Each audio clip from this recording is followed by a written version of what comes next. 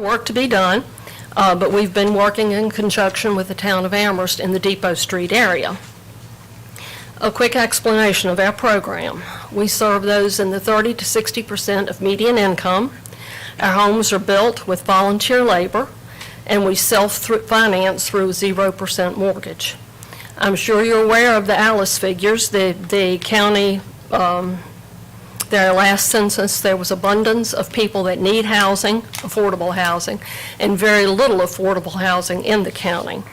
Our application process takes place only after taking our 12-week financial classes, and our last 3 graduates raised their credit scores over 200 points each family, so our program does work. We have 34 families waiting. We were here last spring and asked for a sewer extension onto Berkshire Place. We had 3 lots donated to us that were to be our 2021 bills for these 3 families that were already approved. These lots don't perk, and I've been told they don't perk. I haven't had them perked. But they're also too small for zoning purposes to fit a sewer system, a septic system. My understanding when I left last spring, when I presented this, was that everything was okay. But then I was told later that it was voted down and that our request was denied. But at this time, we have no other buildable property, so I'm asking for the board to give us sewer rights to those 3 lots on the end of Berkshire.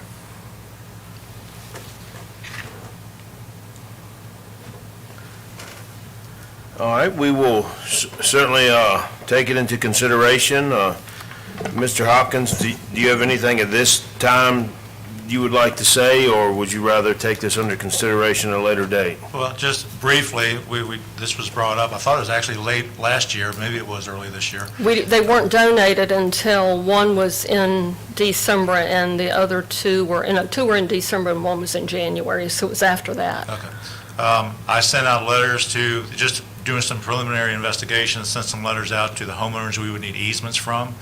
Only got 1 back, and that was kind of tepid. And by that time, it had been, the board had talked about it, said the return on investment was not what they were really looking for at that particular time. So at that point, I kind of dropped it until it came back up. Now, in addition to what HFH is talking about, this particular sewer extension would be part of the Phase 1 project to replace the Ivanhoe Forest wastewater treatment plant with a pump station. We need to extend that sewer up to Winesap Road, actually further than they're looking for, to be able to accept the discharge from the Westbriar pump station when we get rid of that treatment plant. So that's going to be, that's where we actually have 2 different projects at least that would serve. So, but I've got the health department doing sanitary surveys for both of those neighborhood areas. They've got 1 done. They expect to have the other one done this month or next month, and I'm going to have them come and talk about it, and I'm going to raise the issue of the treatment plant replacements again, and then we can talk about this further. All right. Okay. Thank you very much. Ma'am, is there some kind of a time frame that you're looking at here? Well, these were scheduled to be our bills for 2021. But with COVID, Habitat International shut our build program down. We are opening back up now, so I've still got homeowners that were approved the end of 2020 that haven't, started construction for yet. So, we do need to get building. We do need to, our goal is to build 2 or 3 homes a year. We do plan on doing that, those 3 houses as a blitz build with all 3 going under construction at one time. So, it's not a rush, but it's a rush. Okay. We have, with B with us now, we have implemented a new application program that we are doing rehabs of $5,000 and setting them up on a payback system. So we are, building now through that program, but no new construction because we don't have any land other than these 3 lots right now. So that's kind of, got a little monkey wrench in it too for us. Just to remind the board, this sewer extension would serve not just these 3 new lots, but if I remember correctly, It would be able to serve 7 additional existing homes that are on drain fields. So that would enable the joint sewer, county service authority sewer money, extension money, to be used for this project. Those Okay. houses, to my remembrance, were built in the late 60s, early 70s. I think even earlier So, than that. yeah, Yeah. I know I had friends down there when I was in high school a few years ago. But like I said, so they probably are to the point of, needing to be replaced, and the lots are all half acre and less, so. Okay. Excuse me, Mr. Hopkins, if I might, just so Ms. Hable has some idea of timeframe, in the event that the study came back and showed everything went as planned, and we were to extend and replace those pump stations, what would the timeframe be?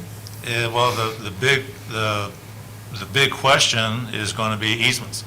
This sewer extension is going to go through the backyards. You've got 2 streets over here with houses right here, and the sewer would go right up the backyard along the property line, along both of them. If we can get all the easements with no trouble, we could put it in next summer. That would be We- the best case scenario.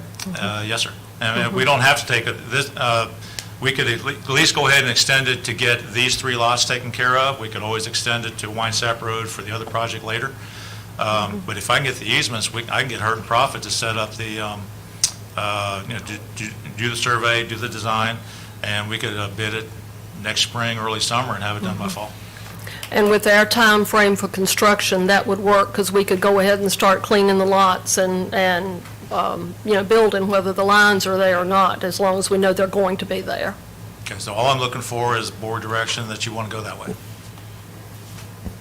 I don't know whether you want to do that today or think about it for a bit, but Well, I don't think we're ready to make a decision today. I just wanted to have some idea of the timeframe, so Ms. Hable didn't walk away with, an open-ended question of not a yes or no, but in the event that we did do it, and so that they may need to make other provisions for construction for 22. That sounds good to me, yeah, that's how I see it. Mr. Hopkins, sir. so my understanding is none of the other homes on Berkshire Place are on sewer, correct? And There are There are 2 or some. 3 at the very bottom where Brookshire ties into, I think it's Robin Hood Place. Yes, So it goes up there about 200 or 300 foot and connects those 3. And then there are several, or 2 or 3 more on each side of the proposed extension that are existing.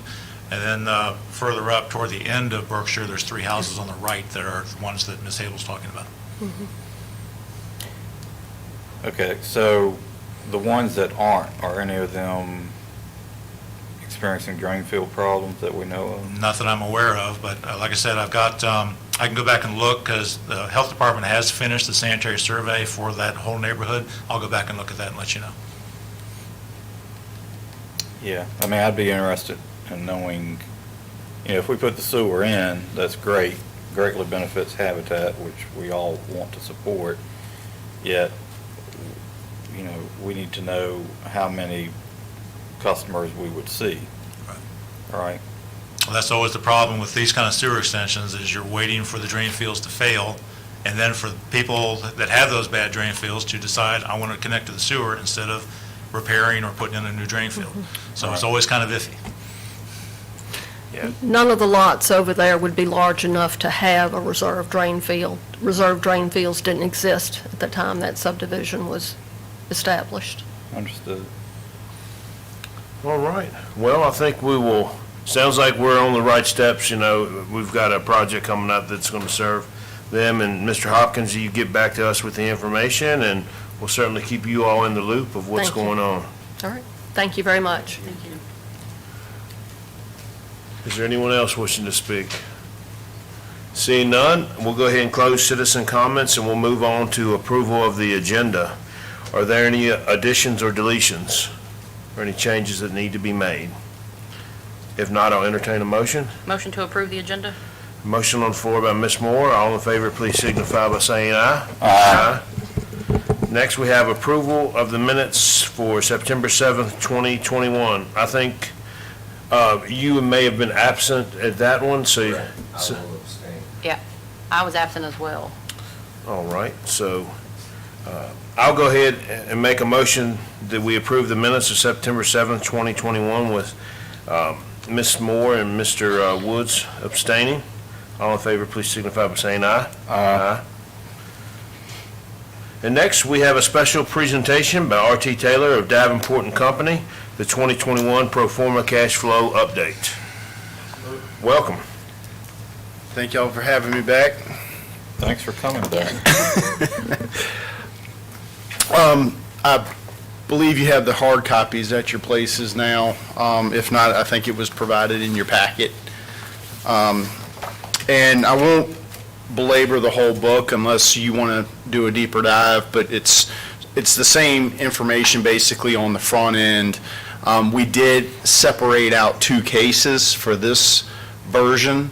So just by way of background, last year when we were going through the financing for the dam project, you may recall that original estimates in the last year's annual update had about $5 million in there. When we were going through the financing for it, and I guess it was the engineers came back and gave us a much lower number at 1.75 million, which is what we financed last year. The question was raised, would this allow us to potentially reduce our rate trajectory that we had been planning on? So each year for several years, we want to levelize, or we've taken the approach, we're going to keep levelized approach of raising rates on both the water and sewer side. And so with that reduced borrowing amount and the way we layered it into the pro forma, we were able to sort of plan ahead to see if we could get those rate increases down, at least for this year or potentially going forward. And so that's what we sort of brought back to you at the last meeting, is that annual update to show what the pro forma could look like at those reduced rates. At the meeting last month, the question was raised about not just the normal line extensions of going into existing areas, but also for system expansion for new areas. So what we've done is added a case 2 that you'll see in here in just a second.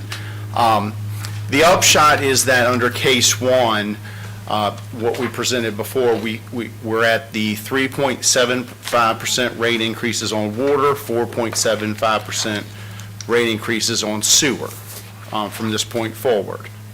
And what I'll say about that is it continues the line extensions that have been in the model for quite some time. And it also, one of the key tenets in that is that we want to maintain some level of rate increases over and above inflation, which is running around 3%. So we were proposing the 3.75% on water and 4.75% in sewer. That is in comparison to last year's projections before the dam financing of 5.5% and 6.5%. And one thing, Ms. Moore, when we get there, you've had a question the past year or so about how those rates translate. So we've added a couple lines in here too that show the basis. There's a different calculation basis for getting to those different rates, and you'll see where the new line ties to what you would expect to see based on the survey model. Okay? And then when we get to it, case 2, we'll take case 1, build upon it, and throw in some assumptions for future system expansion. So what I'd like to do, if you're okay with it, is just really jump into case 1, walk through that, and then show how case 2 differs, okay? So all the same assumptions on page 13 of 28. I'm looking at the very bottom of the page. If you turn to tab 1, it's the second page into that tab. It's page 13. And what this just highlights is that we've still got about $10 million worth of projects layered in over fiscal years 23 and 25 that are yet to come. One's for the new raw water intake project, and the other one is for the Williams Run sewage pump station. So we've still got those built into the pro forma, and they're built into both cases. In this case one, again, we're going to say no change to the water basic service charge, but we are going to raise the water rates by 3.75% from 22 and beyond. And then for the sewer basic charge, again, that is going up $1 each year to get in line with your competitors too. Each billing, or I'm sorry, each month, not each year. I'm sorry, I meant the rate itself, the charge, we're increasing the charge by $1 each year. Yes, it's charged on a monthly basis. And so then, and the sewer rates would be increased by 4.75%. We've kept that 1% variance sort of in the program because sewer is a little bit more costly. No recommendation for increasing water connection or sewer connection fees. That was done in the prior year. And then we're able to meet our benchmarks for our best practices policy of keeping our non-designated funds at 50% or better of our revenues and expenses. And we're above our rate revenue covenants that we're obliged to maintain per our financing agreements for the debt we have outstanding. Okay? And then on page 14, this just shows how the water rates and sewer rates are impacted by these 3.75 and 4.75% rate increases. And if you turn the page, you'll see the pro forma, and what I'd just like to highlight is down on line 38. That's our debt service coverage ratio. For every dollar of debt service, we need to have at least $1.15. And you can see we hit a minimum of $1.19 for every dollar in 2026. So we stay above that 115 level. And our non-designated percentage of total revenue stays above the 50%. So again, that's a little bit higher than our 50% benchmark for best practices. But as we've pointed out in the past, with two things. One, we definitely want to keep our rates at least, if not better than, the rate of inflation. And again, 50% is our base level goal. During a calendar or fiscal year, your cash flows are going to ebb and flow, and you may dip below certain levels based on how your expenditures go out or debt service goes out. And so we've sort of got in the back of our minds, and we've discussed an aspirational goal of trying to hit about 75%. So I think this case does a couple things. It gives you sort of a break, if you will, in the higher rate increases that we've projected over time, but it still keeps you ahead of inflation, and you're able to hit your benchmarks. If you turn to the page 17, I'd like to just hit on a couple lines in this pro forma in your capital improvement budget. As we discussed last time, the county, instead of giving you the annual contribution that sort of escalates over time, $175,000, $180,000 on line 305, they have or will have given you by the end of the calendar year this year $1 million lump sum. So that, the question becomes, how does that get spent down? And that's what we started talking about last time. And so what we've done and what we've shown here is under those long-term capital needs is we maintain the water and sewer line extensions into the existing areas. And then we broke out a separate line on line 326, other line extensions / expansion. And that's where you'll see in a minute where case 2, we layer in an assumed level of expansion over and above what you're currently doing. Okay? Any questions on case 1, the methodology, the assumptions that we've laid out on that case? No questions? Okay. So if we flip to tab 2, again, this section is set up very similar to case 1. It's got the assumptions on page 21. The same future projects are built in. What we have done is elevated the rate increases to 5% and 6% for water and sewer respectively. And again, for comparative purposes, if you look back at last year's planning model, we had been projecting 5.5% to 6.5% for water and sewer. And so this is still less than those levels by, 0.5% on each side. But what it allows you to do, if you turn with me to just real quickly to page 25 and look at that line 326 where we layer in the additional expansions. We picked a level of about 400,000 based on some prior year modeling that contemplated additional expansion. And so growing that at 3% per year and using that 5% increase for water and 6% for sewer over the next several years, you're still able to hit your targets for debt service coverage and for your non-designated percent of total revenues on page 23. You stay above 50% for your non-designated reserves, and your debt service coverage remains above 1.15 times.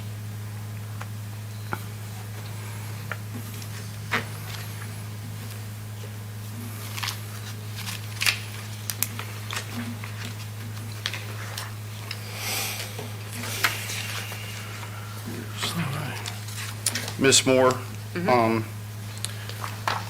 like to just point your attention, if you turn to page 26.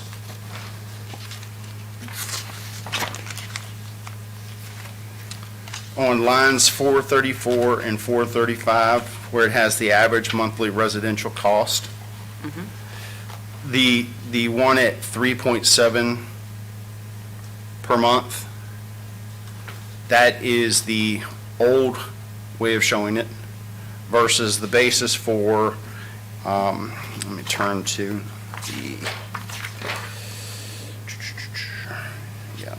bear with me 1 second.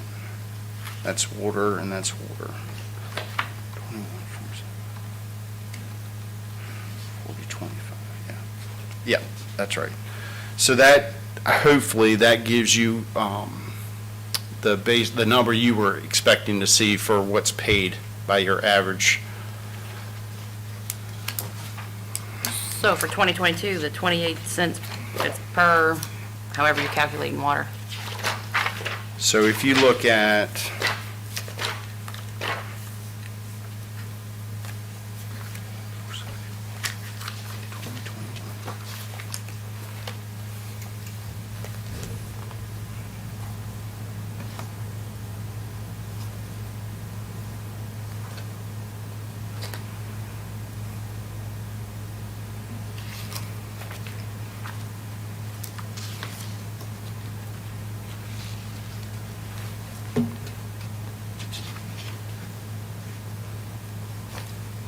if you look at page 18,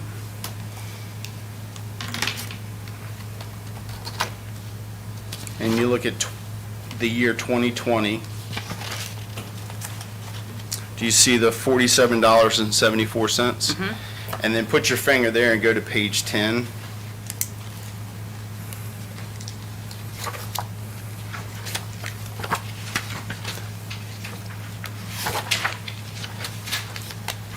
That's the comparative chart for water rates on how you compare against your peers. Oh.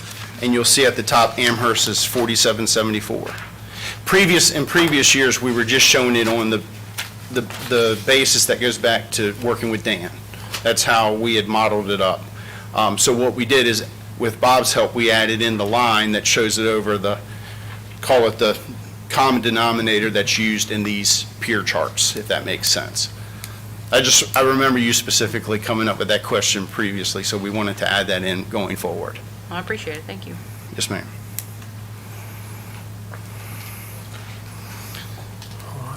So between cases 1 and 2, there's a myriad of other scenarios or cases we could run. I think historically, The way the board has done it is sort of gone with one case or the other. I think it's obviously in y'all's court if you wanted to stick with that methodology and pick a case for purposes of setting rates for next year, or if there's some happy medium in between, we're happy to model it up, but just throw that out there because I know there's been some discussion on what level is appropriate for expansion or trying to set rates to give a little bit of a break year, so. Yeah, well. Yes, sir. Oh, I don't have a question, just basically a statement. Yeah, we've had several increases over the last, last 5 years, substantial increases, and we're finally in a situation where we can back off of our increases just slightly. The fund balance is above 80%. We're staying ahead of inflation, and we're still able to hit all our benchmarks. I would be a proponent of going with case one. Of course, we can always revisit this next year. I know Bob has been able to acquire not only the $1 million through, I don't know if that's the ARPA funds or not. Okay, and then also we're looking at potentially more money going into the Service Authority through some more ARPA funds, I believe. So I would be a proponent of case one. A lot of people are on fixed incomes in our community, and a little bit of a break. I don't know whether they'll notice it or not, but I certainly would think it would help them. So that's my case. I'm not hard over, but that's where I would be, case one. Question. Yes, sir. And I apologize, I wasn't here last meeting, and I did glance at this stuff this morning, but why the DCR falls off sharply in 2026, getting down that minimum coverage ratio of 1.15. And I didn't have enough time to study this to follow why that fall off is. Is that because of in case one? Yeah, right. So that's how we sort of pick that range to say, okay, where does it sort of hit our minimum? Because you've got revenues and expenses sort of increasing or decreasing at separate rates, right? So that's just sort of where the low point hits for the cash flows versus your debt service. Okay. It's also where, if you look at line 31, and you look under 2026, Case one? yes, sir, page 15, I apologize. Okay, that's all right. I'm with you. So, again, remember, we've got $10 million programmed out between 2023 and 2025. So when that last project comes online in 2025, the assumption is your debt service would kick in full for fiscal year '26. So again, that's sort of the tail end of the range of this picture. Right.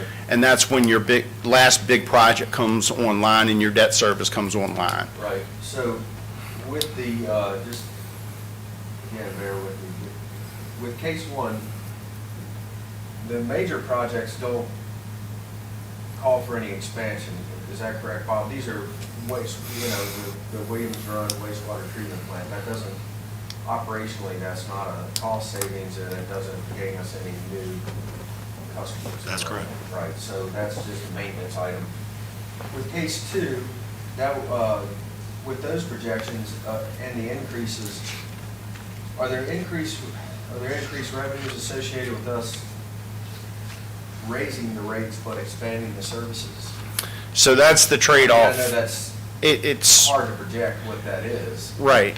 So in the modeling we've done, it sort of holds that flat, if you will, meaning it's only with respect, you get the credit for the rate increases, but conservatively, we are not counting the new connections, because you don't know how they'll come on. You might build it and they have to come, right? Sure.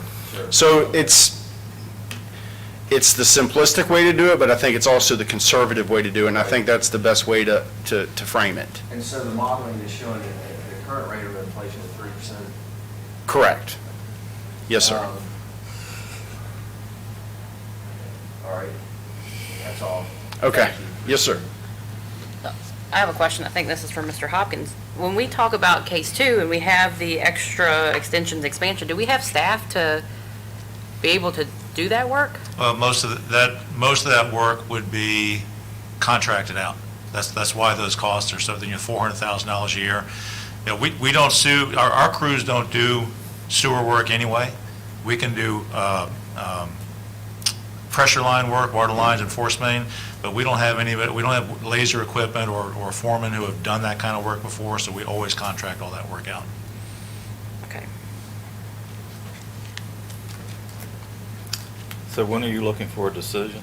I don't think I am, what I pointed out, I think, because I think you have to advertise, coming up, you have to advertise your new rates for the new year. So I'm not looking for a decision today.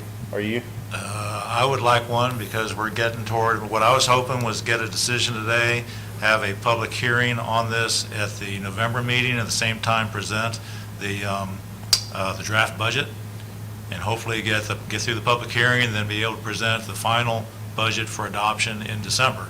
If we don't do it that way, then we're looking at not having a budget when we start the new year, unless you want to have a special meeting to do some of this stuff. So just, so I understand, under option 1, all right, we're pretty much just maintaining the status quo, doing some maintenance projects. The rates still go up, but not as much. Right. Basically, just a slight cushion over inflation. Option 2, we're kind of expanding our systems into areas which have yet to be defined, or, well, It's probably going to be a combination of expansions to bring in new services and also asset management to replace stuff that we've already got that's getting old. And going back to case 1, I always budget somewhere between $50,000 and $100,000 a year for us to do the asset management work. And most of that is what we do with our crew in-house. So, I have a question. Oh, go ahead, Tom, if you're done. well, I wasn't done, but I guess my point is maybe this is oversimplifying it, but under option 1, the service authority remains somewhat stagnant, and we're not really growing our customer base, which I think long-term is going to be a detriment to the service authority. That's probably a correct assessment, yes, sir. So, my understanding was there were extensions into previously developed areas that have failing septic fields. Well, that's the sewers, but those aren't, those would be new customers. They but- would be new customers in areas that you already have the customer base. You're not just extending to extend, you'll actually have the customer base there and ready to use the sewers. But again, like we talked about a few minutes ago, you got to keep in mind, that just because the sewers are put in, that doesn't guarantee that people are going to connect right away. Hey, I gotta take a call. All right, let's go on and vote.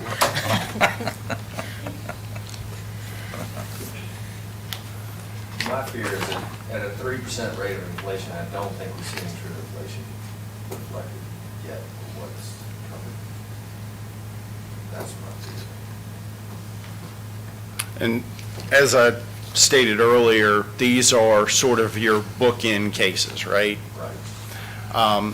If you land somewhere in the middle and say, you want to do 4 and 5, or 4 1/4 and 5 1/4, somewhere in there, I think there's a place maybe in between.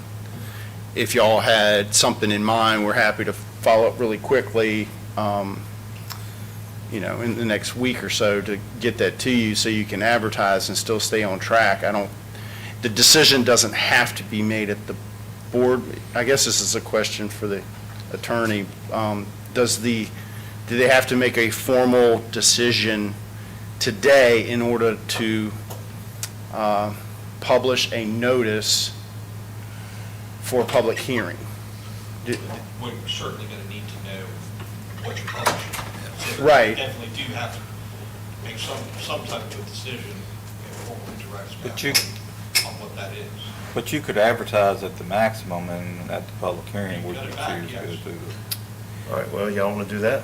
Which, well, yeah, I would prefer to do that, but so, option 2, I think I read that it pretty much increases into new areas at a rate of basically 2 times, so we're doubling. Did I read that correctly? That's correct. Is there like a compromise where you maybe do it at 1.5 or? It's whatever you want to assume in the model. Well, I could get you to go run all kind of models, but I want to know what makes sense to you. It comes back to how best you can manage projects and where you think you're going to be able to get into each year to make those.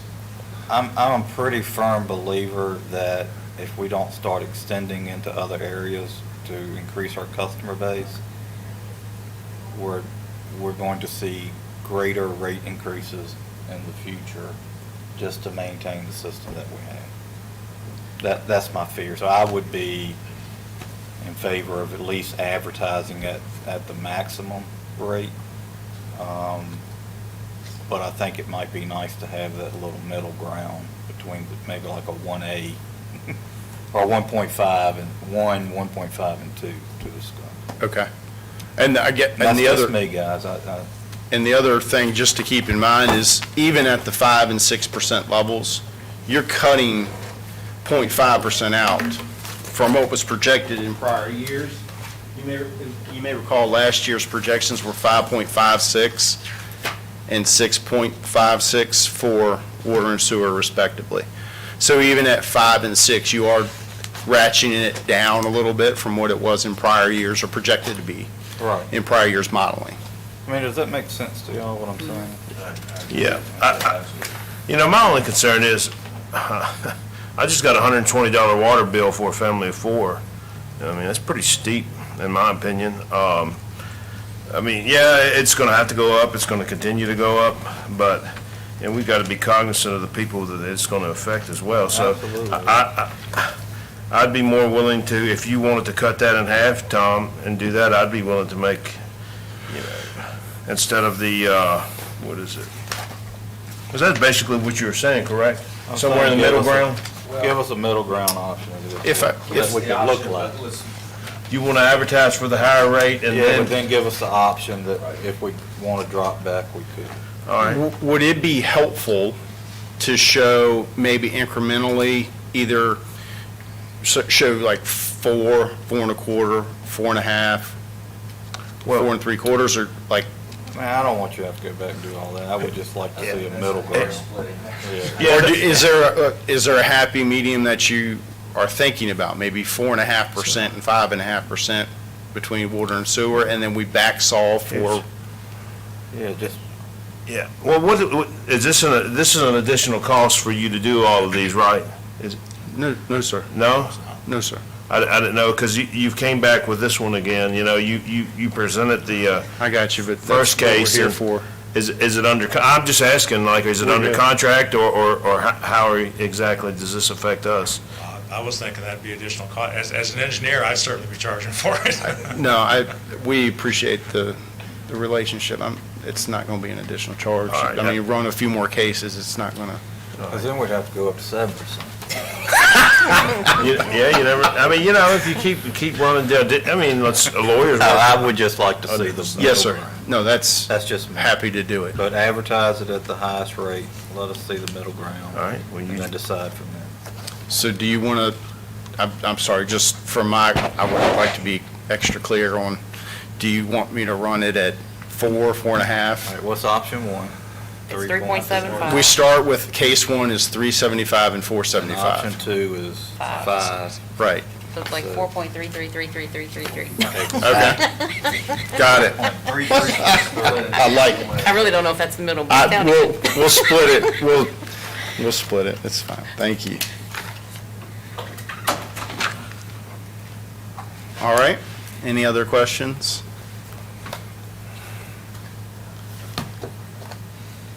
So you need a motion. Yes. Oh, yeah, I was yes. gonna ask Hold on one for one. second, I was just looking at something real quick. All right, I'm good. So, it sounds like we do need a motion. Is there anyone wishing to make a motion regarding the pro forma and what we're gonna advertise?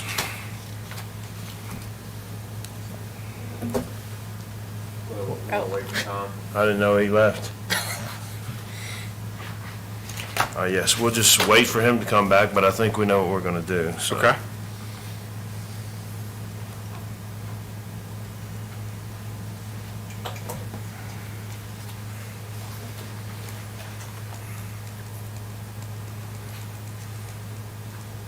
And I suspect we can shoot you the updated case electronically, and that'd be fine. Oh, sure. Or did you want us to come here again? I think by now, we're all familiar enough with the pro forma that Okay. if I just get it to everybody, I think we're Okay, good. okay. So, Mr. Hopkins, while I'm reading this recommended motion, I don't know that this is going to tell you what you need to know. I would revise it to be, I make a motion that the Service Authority Board adopt Case 2 as a maximum to possibly be scaled back at the public hearing. If that makes sense. So you're adding the maximum, the word maximum. Yes. All right, would someone like to put that in the motion? Sure. I make a motion that the ACSA Board adopt the recommended ACSA rates and fees adjustments for 2022 as the maximum for the next step in the 2022 budget preparation. What was the rest of it? With consideration You need to mention Case 2. Based on case two study. I make a motion that the ACSA Board adopt the recommended ACSA rates and fees adjustments of Case 2 as a maximum for 2022 as the next step in the 2022 budget preparation. And I think we need to add that the ACSA Board can consider a lower rate. Does that make sense? Yes, sir. Did you get all that, Ms. Rice? If you could say it one more time. I bet you can. All right, we have a motion on the floor by Mr. Martin. All in favor, please signify by saying aye. Aye. Any opposed? Motion carries. Thank you very much. Yes, sir. Okay, thank Thank you. Thank you all. Thanks. All right, we have another special presentation. This one is regarding the 2020 financial audit. Ms. Susan Chapman from Brown Edwards. Welcome. Yeah, good afternoon. Good How you afternoon. doing? Not too bad. All right. I know most of you have seen my, well, maybe not charming face, but have seen my face before. But for those that haven't, I'm Susan Chapman, and I'm an audit director with Brown Edwards and Company. I work primarily on local government audits. This is pretty much what I do 85% of my year. I also do a few nonprofit audits. I had a slight crisis earlier this week, Sunday, in fact, caused by my husband when I realized I've been doing this for 20 years. So I've been around for a little while in the audit arena. This is my 7th year auditing the Service Authority. I started back with the 2014 audit. It was the first year we audited the authority. I'm going to pass in a couple business cards in case any of you have questions later. I'll give a high-level overview of the audit, but if you have questions later, you think of them later, please don't hesitate to reach out. It's never a problem to try to answer questions if they come up later. I'll start off by saying we did issue an unmodified opinion on the authority's financials for the year, meaning we did not see anything that gave us material concern. We do not look at every transaction the authority does every year because the audit would be never-ending and astronomically feed. You would pay me to go away at some point. So we can't say that everything's 100% correct, but we can say that we think it's materially correct. We did not see a lot of significant fluctuations in the numbers for the year, which was kind of nice to see. You weathered the pandemic fairly well. Receivables are up a little bit, but that's pretty common across authorities right now. You know, customers did not have to run cutoff risks, so people didn't pay who couldn't pay. There are programs out there to help get money in to alleviate some of those. The Virginia's getting ready to do another one. I think the application is due by the 22nd of October. That I think Mr. Hopkins is already aware of, that would allow you to collect off of customer accounts that are 60 days old or older. to, again, alleviate some of your own write-offs and collections there. I'm not sure whether your current numbers are running in 60 days, but we did notice those were up slightly when we were doing our audit work. And this is obviously based on 2020 numbers, so it could have compounded since then, since cutoffs weren't allowed to resume until the end of August of 2021. I won't go through this thing page by page. I think that's painful, and I'm an auditor, and I do this for a living, and I still think that's painful. So I won't go through it page by page. I will point out a few highlights. Overall, as I mentioned, you weathered things pretty well. Most of your increases were driven from the issuance of some new debt. Those monies are sitting in SNAP accounts at year end, which is the Virginia Non-Arbitrage Program. It allows you to earn some interest on your debt, but it's supposed to allow you to earn it in a manner that you don't wind up paying a bunch of money back to the IRS later because you earned too much money on your proceeds while you're using them down. It's actually a really smart way to put your money into something when you start issuing debt for projects. It's a very useful tool. That and some reimbursement from VDOT and some community development block grant funding, which drove your cash increases for the year, not operational revenue increases. Operating revenues actually declined slightly. Again, that's not something that really surprised me.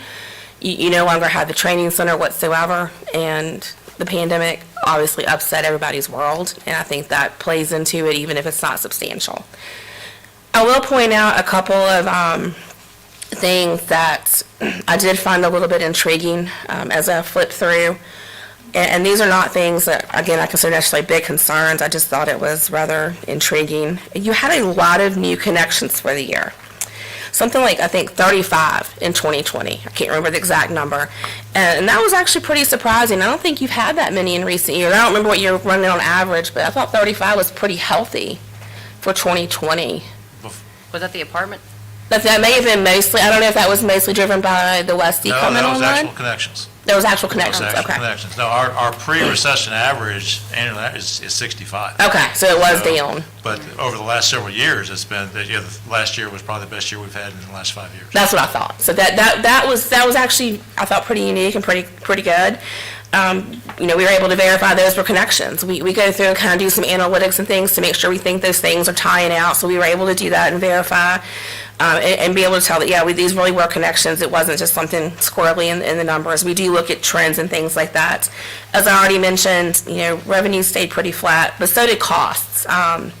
Your costs did not fluctuate wildly. I do think that will be a hard thing to come up with in 2021. We all know things are currently costing more, and inflation is currently up. I know you guys were just talking about inflation, and I saw something a couple days ago that August inflation rates were like at 5.4% or something along those lines, and it's been steadily increasing throughout the course of the year. A lot of it's driven by the huge government programs and the continued low interest rates at the Fed. I think they'll eventually have to do something about that, but things are costing more. You know this as as you go out and buy stuff personally and as you do things as a board. So I think 2021 you will see costs go up, and have already seen some costs go up. Keeping employees is costing more. Turnover is up everywhere. People didn't change jobs during the recession, so now they're all making up for it. We're seeing that too. We're dealing with the same turnover bugs. Nobody's immune to that thing at all. We had a couple of we have a couple comments this year. We have, every year we have a lot of adjustments. We're still running, quite a few audit adjustments. We'd really like to see those go down. We're coming in and we're having to clean up a few things, and we would really like to see those go down. And so I'm really kind of pushing hard, and I've mentioned it to Mr. Hopkins, and I've also mentioned it to the county a little bit, that I would like to be able to see something happen to where stuff kind of flows between the service authority and county finance a little bit better, so that county finance is making some of these adjustments that we're having to come in and make as auditors. We would like to see that improve. We're running about 25 to 30 adjustments a year the last couple of years. And in all reality, we really shouldn't have any if things were all done in the way that they should be. You get a couple every year. We have a couple at the county every year. That's going to happen. But to see 25 or 30, we would really like to be able to see that drop. The reason we have the findings in the very back of the financial report is because of those adjustments and things that are not happening. And if those things were cleaned up, then we wouldn't have an audit adjustments material weakness in the very back of our financial report every year. We wouldn't necessarily have to have a comment about inventory in the back of our report every year. So if the steps could be taken to clean up some of those things, that would actually really benefit not only the authority in knowing where you stand throughout the year, and not just on a cash basis, but on an overall basis, but also benefit the whole audit process. It would go smoother, we'd be done faster, it wouldn't have to do as much digging into some things that we do currently to make sure things are getting cleaned up. You know, the other comment we had this year, and I'll point that one out, it is the smaller band document. It's called Comments on Internal Control and Other Suggestions. And on page 3 of that document, we talk about a work order system.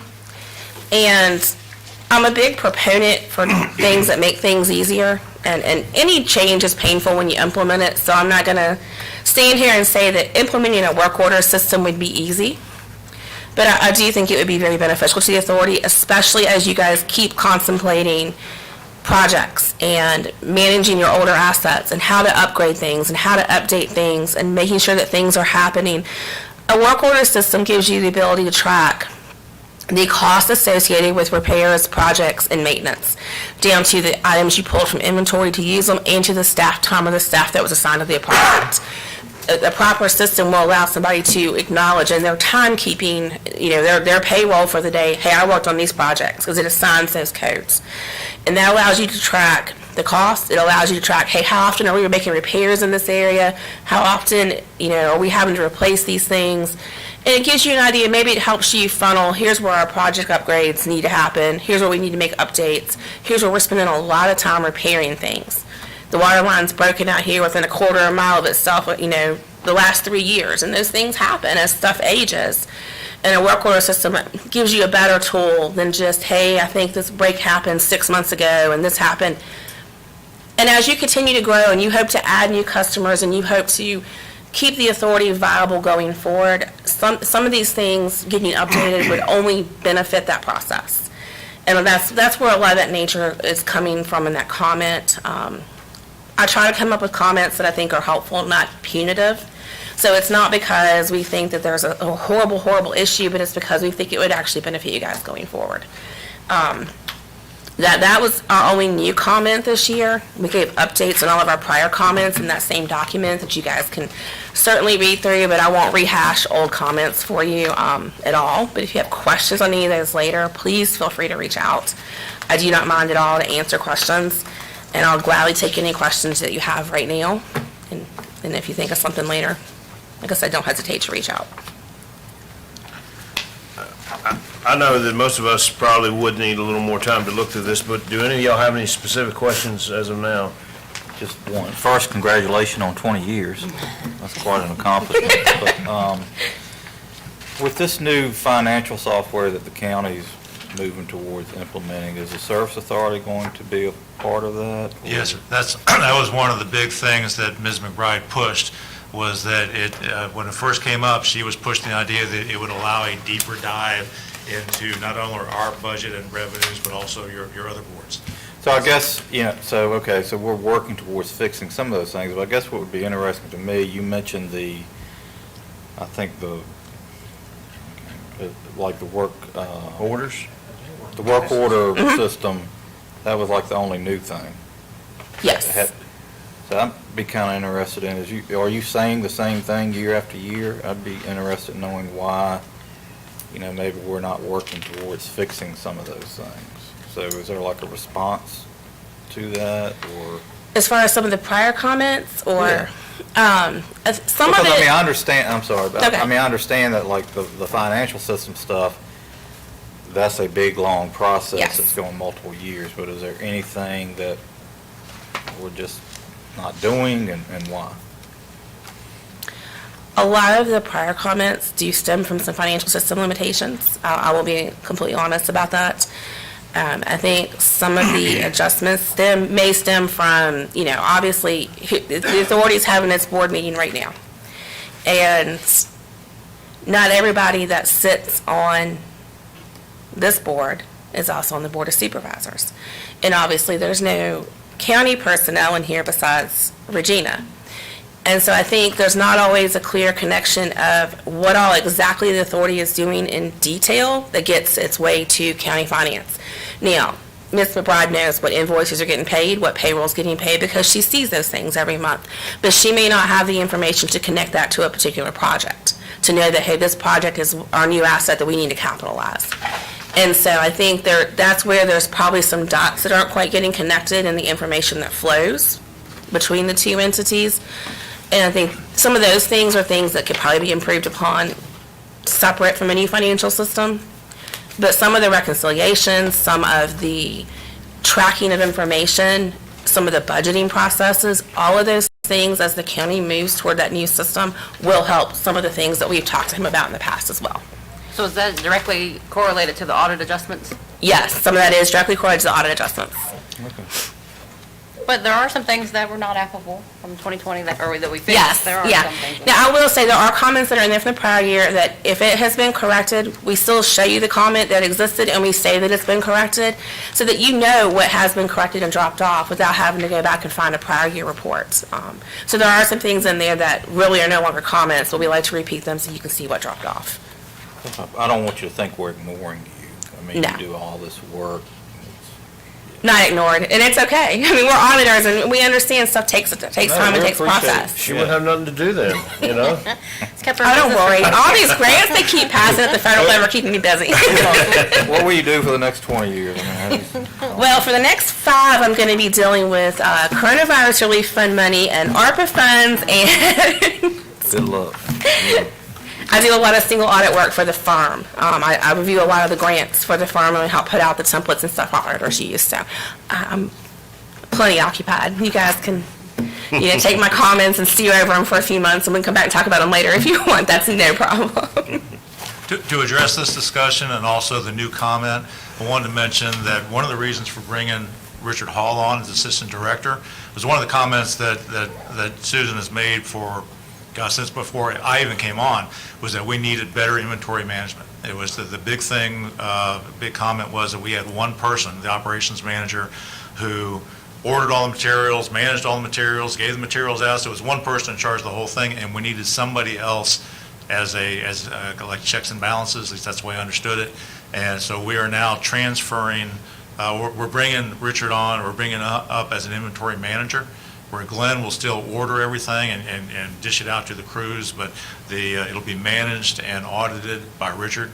And also we've always had a work order system, but not to the extent that Susan's talking about. It's more of a handwritten thing. I mean, you can't do what we do without a work order system. But the software that we've got will allow the more automated work order issuance that she's talking about. And again, that's one of the things that Richard's going to be doing. Any further questions? We certainly appreciate it. Thank you so much. No Thank problem. you. Thank you. Y'all have a good rest of your day. You do the same. All right, we're going to go home. It's 2:30, I guess. We go home, yeah. We're going to go on to the next item, which is the monthly financial report, August 21. Go ahead, Mr. Hopkins. All right, I'll try to race through this. Okay, as usual, well, I'll just go through it. The water sales were down about almost 4.5% versus the same period of 2020.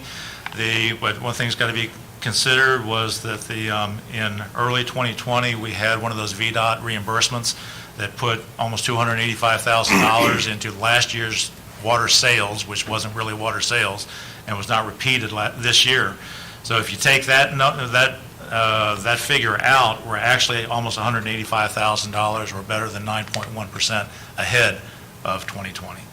Total revenues were better than $235,000, or 9.3% better than 2020. Ms. Chapman just commented on connections. We're having a good year in water connections. Wastewater revenues, I don't understand why they're constantly, they've been dropping for the last couple months. We started out real strong. I don't understand with all the new connections and, why seem like every year we're lower in wastewater in all these financial reports than the previous year, and I've never been able to figure out why that is. I guess a lot of it's got to do with the training center closing. But total revenues, we were, again, in a big hole, but that's because in 2020, we got a CDBG grant reimbursement on the Old Town Madison Heights Sewer Project, which of course did not get repeated in 2021. So if you take that out, we're actually better than $55,000, or almost 10% ahead of 2020. Connections, again, having a real good year in sewer connections, at least with the revenues. Water and wastewater together, sales were down about 4% versus 2020. Revenues, we are close to breaking even compared to 2020. If you look at we got a little bit of money from the state debt set-off program, just a smidgen. You've got attached to your report the total accounts receivable monthly chart, which showed that we were less than $2,000 less than what I projected at the first part of the year. So pretty much right on. Total accounts receivable shows that we're about 4.2% ahead of what was projected at the start of the year. And the latest GLO 40 report from the County Finance Department shows that through August, or through 67% of the year, we've used almost 71% of the adopted budget and about 68% of the budget that we amended in January when we reappropriated monies from the previous year to account for projects that continued over into 2021. I know that's a real quick run through. Is there any questions? No, I do see under the expenditures, you have added the account number to the Appalachian Power deal. I know that we had a discussion Yes, about sir. that previously, so I'm glad you put that on there. I have no questions. Do any of you all have questions? So, well, I guess just on that, why is Amalon Community Center listed twice as the same account number? I'm sorry, which page are you on? Page 4.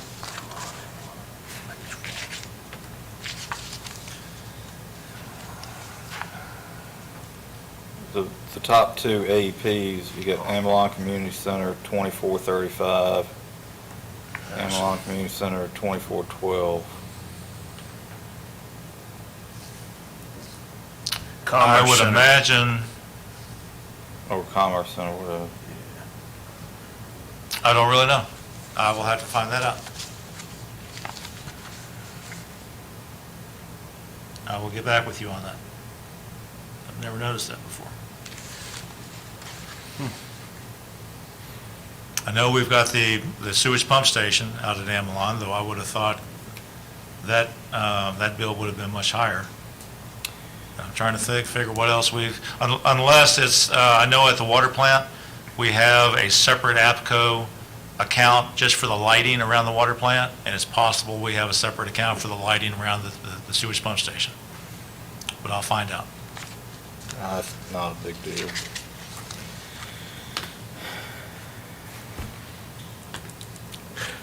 All right, no further questions. We'll go on to old business. Executive Director's report. Okay, again, I will race through the right. Well, you got a little bit of time. Yeah. I know you all want to take a break. I'll try to go quickly, but still be as detailed as possible. Ms. Moore, I wanted to let you know that a couple meetings ago, you asked me about changing the logo, and I think I finally got that done this morning. So next month, you should start seeing them. Yeah, I noticed that they put it on, was it RP Taylor, or Davenport and Company? Right. Yeah, it looks good on there.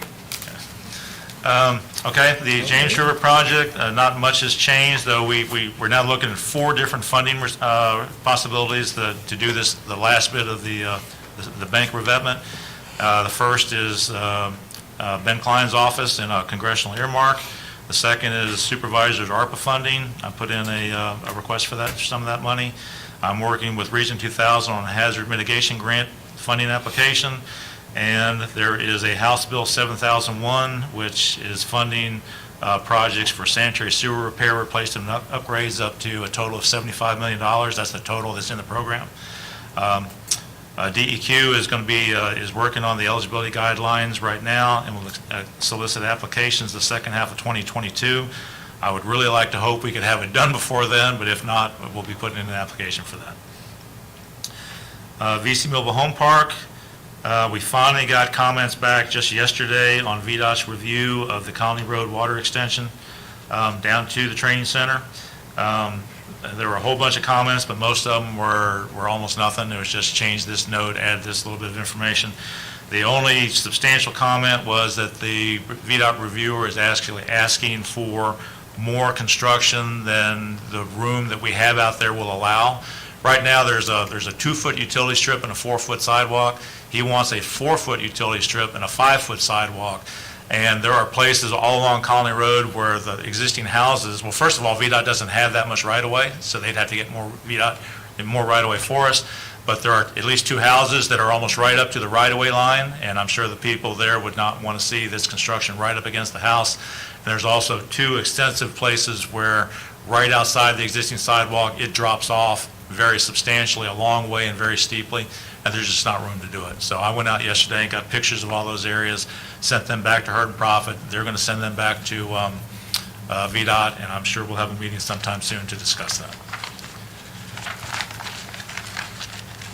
Still waiting to hear from the Conservation and Recreation Department on the Reservoir Dam Improvements Project. We just talked about Berkshire Place at citizen comments. The proceeding with the design on the Westvale Court Sanitary Sewer Extension should be done soon, and it's looking like we should be within the budget on that and get it done probably next spring. I don't think we'll be able to do it this fall. There's not much on business friendliness, except that Mr. Hall will give you an update on some of the stuff that he's doing, including the new website. And as Ms. Chapman mentioned, there's when it comes to the COVID-19, the customer arrearages, there is a new program coming out through the Department of Housing and Community Development and Department of Social Services. I applied for submitted an intention to apply for that money back on September 27th, and I've got staff working on figuring out what exactly the money that should be submitted for, and that's got to be submitted by October 22nd. So I'm working on that, and we'll get with Ms. McBride on that. But we're still looking at 2 other service programs that they probably won't go into effect this year, but if this continues next year, we might be able to look into funding for those other areas. And that's all I've got, unless you have questions in old business, but I did want Mr. Hall to give you a quick review on some of the things that he's doing. Okay, Mr. Hopkins asked me to kind of give you an overview of the things, where I've been, where I'm at now, and we're headed to some of the projects that's been assigned. The first one, we talked about this before, back in January, but the risk resiliency assessment that was required by the EPA, or actually the American Water Infrastructure Act. We did do that. That was a pretty lengthy and big project. We took a lot of training to get that done, Mr. Hopkins and myself, and we'll let you know we did have the Virginia Rural Water Association come in and review risk and resilience. We got some pretty favorable comments from them. That task was completed and certified on June the 30th of 2021. The next section is cybersecurity. This is also part of the risk and resiliency assessment in the American Water Infrastructure Act. It was also, I guess this kind of also addresses a comment that was in the auditor report about the possibility of some government agencies of possibly oversight about cybersecurity. We know it's on the front lines. It's very important now, but we had an extensive assessment of our cybersecurity, and one of the things EPA did, because it is so complex, is that they actually assigned a consultant to community water systems at no charge to us. And we were actually assigned a group called the Horsley Witten Group. They're out of Massachusetts. We had several virtual meetings. It was a good team effort by ACSA, I will say. Out of this, we've established some items just to give you a comfort level of what we're doing. But I will say that Mr. Hopkins was already working on a new server replacement and a backup offsite server prior to the assessment, but that was done. Antivirus security patch checkup now quarterly in lieu of yearly. We have now email accounts for every ACSA staff. Instead of using personal email accounts, we assign those ACSA. Evaluation of legacy equipment to our network. Some of our old legacy equipment, doesn't have some of the basic security functions, like say, for example, Microsoft Defender or something like that. So we evaluated those and made some adjustments. A firewall upgrade with intrusion detection and prevention systems, multi-factor authentication. We haven't quite got that on board yet. We're working on it. We have a new ACSA standard operating procedure for information technology system use for our staff. We are now looking at routine employee cyber training. We actually have a new cyber emergency response procedure that's included in our emergency response plan, and we're putting password manager on. So we've taken quite a few steps for cybersecurity in the past year. So the next item is emergency response plan. Following the assessment of the WIA, we're required to follow up and actually update our existing emergency response plan. With this, we participated in several training exercises. I will tell you, this is another lengthy project, but we are on track to finish this by December 21st, 2021, which is our deadline for completing this task. Another task is the diesel and gas pumps that are located at the water filtration plant. We looked at, ACSH looked at the best way to address the maintenance for both of these aged pumps. They're kind of old. And we decided that a new single duplex gas and diesel pump would be installed in lieu of replacing both individual ones. We did the procurement on that. We actually chose a vendor through the selection process on July the 13th. I did attach the bid tabulation just for you to take a look at it if you want to. On August 3rd, the project submittals were approved. Our anticipated lead time for this is typically 6 to 8 weeks, but unfortunately with COVID and manufacturing issues, it's like 16-week plus to get this in. I did find out this morning that our tentative ship date is now October the 29th, the 8th. Hopefully we'll get this thing in pretty soon. New ACSA website on August 31st. We talked about it at our last board meeting. We did the procurement. We selected a vendor. The project cost us $7,000. We finally were able to have a kickoff meeting with the vendor on the 24th of September. We've got a few action items to work out before we meet again. And we have a completed target completion date of early December. I'd like to see it sooner, but it looks like it's going to be probably, my guess would be mid-December. Inventory management, as Mr. Hopkins already mentioned, he's assigned inventory management detail with myself, and what I've done is we have an updated Allmax software installed on my computer. I have met with Mr. Micklin about basically where everything is and how he's done the inventory in the past, the labeling, etc. I've been able to get involved looking at the sites and become familiar with just the software, and it does a pretty good work order system in the software as well. So anyhow, this, as Mr. Hopkins mentioned, this task addresses the long-time annual comment on ACSA audits regarding operations manager, Micklin managing inventory solely by himself, which was considered a weakness in the audit reports. Infectious disease preparedness, I just wanted to let you know I continue to stay on top of that. We do actually enhance ACSA, and I do a monthly report to the supervisors. We do the daily health screenings, and just yesterday we got the new updated infectious disease plan from Ms. Lily Warner, which we are all involved in that. Is that fast enough? Oh, yeah, that's great, yeah, it's good. There's a lot of stuff on here, and you've been a busy man, it looks like, and we appreciate your work, and thank you for what you've done. So we certainly do appreciate it. Thank you. Any other comments? Seeing none, we'll go ahead and go to new business, the Seminole Plaza Shopping Center. Okay, this may take a few minutes. Would you, seeing we've only got 15 minutes left, and we really do need to talk about a couple things in the next new item, do you want me to hold off on this until table this till the next board meeting? I'm fine. I think this was good information and it answered the questions I had. So. Oh, okay. We've addressed it before. Yeah, I just wanted kind of an update, and this was very good, and I appreciate you doing it. Okay. All right.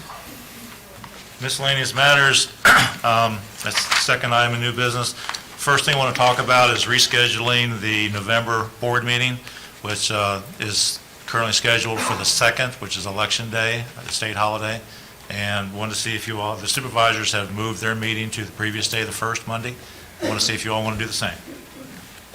It all depends on everyone's schedule. I have no problem being here on the Monday. I gotta be here anyway. I don't know what Mr. Wood's calendar is like, or Mr. Perro, but can you be here Monday or November 1st? I think so. All right. All right, well, I'll go ahead and make the motion that we move the Amherst County Service Authority Board to November 1st at 1:30. All in favor, please signify by saying aye. Aye. Any opposed? Motion carries. Okay. Number 2, and I mentioned a few minutes ago, there are 3 different funding possibilities for customer arrearages. The Department of Social Services for the state is establishing a low-income household water assistance program, and I volunteered to serve on with other utility representatives to help DSS set up that program. The price to store water tank, cell tower lease, the Third Amendment, I've commented on this earlier this year. After over 4.5 years, we finally have that signed and recorded and done. So that extends the lease for another 20 years on the new singular wireless cell equipment at the price to store tank site. I've talked about one of our utility mechanics who injured his hand a couple months ago and wanted to report that he actually came back to work today. I heard last week he was coming back soon, but he reported back today, and so he's back. We're glad to see him back. County Fair waterline installation, that work will probably start, if the weather holds, Thursday and be done before the 17th.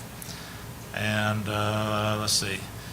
In response to Mr. Board Member Perot's response on the treatment plant sludge disposal, I've talked to Tim Wagner at CCUSA about what they're doing with theirs, and I've got some information from him, and we're working on a procedure to put that in for 5 years from now when we do this again. And the last thing, you've heard about this from several different agencies, but as of the end of September, we are still waiting for our backhoe that we were supposed to get about 6 months ago. The backhoe was actually delivered in August, and but we do not have the bucket or the quick disconnect coupling, and so it's really kind of worthless. It's still sitting up at James River Equipment, but we hope to have that soon and be able to put it into operation. And that's all I've got. All right, thank you, Mr. Hopkins. We'll go ahead and move on to citizen comments. Seeing none, we'll go ahead and close the citizen comments for the Service Authority, and we'll move on to matters from members of the board.